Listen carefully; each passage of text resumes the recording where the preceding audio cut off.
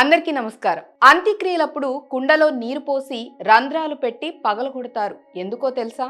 దాని వెనుక ఉన్న ఆంతర్యం మీలో ఎవరికైనా తెలుసా?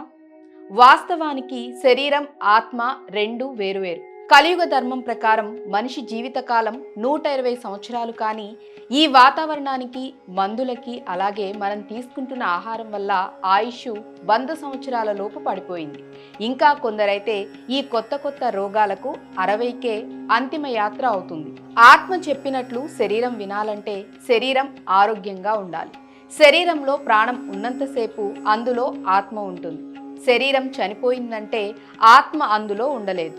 ఎందుకంటే ఆత్మ చెప్పినట్లు శరీరం వినే స్థితిలో లేదు కాబట్టి. బతికి ఉన్నంత కాలం భార్య, పిల్లలు, బంధువులు, స్నేహితులు, తాగుడు, తినుడు, పైసా సంపాదనలో లీనమైపోతుంది. ఎప్పుడైతే మనిషి చనిపోతాడో శరీరం నుండి ఆత్మ వేరైపోతుంది.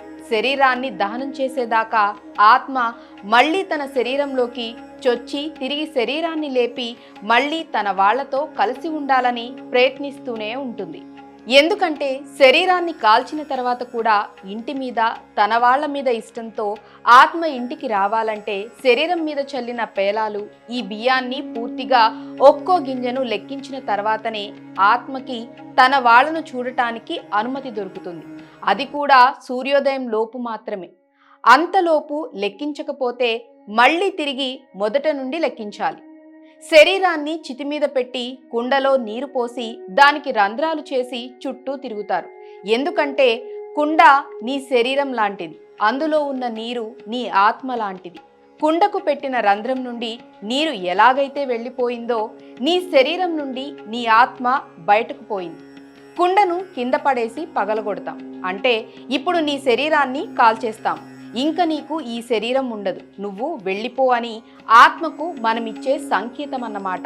హిందూ సాంప్రదాయంలో చేసే ప్రతి పనికి ఒక అర్థం దాగి ఉంటుంది. కానీ ఇవన్నీ తెలిసిన వారు తెలియని వాళ్ళకి చెప్పాలి. ఇంకొంతమంది తెలిసినా కూడా చెప్పరు.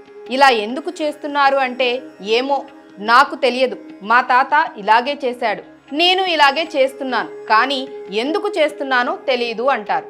దయచేసి భారత ఆచార సాంప్రదాయాల గురించి తక్కువ అంచనా వేయకండి. అందులో నిగూఢ అర్థం దాగి ఉంటుంది.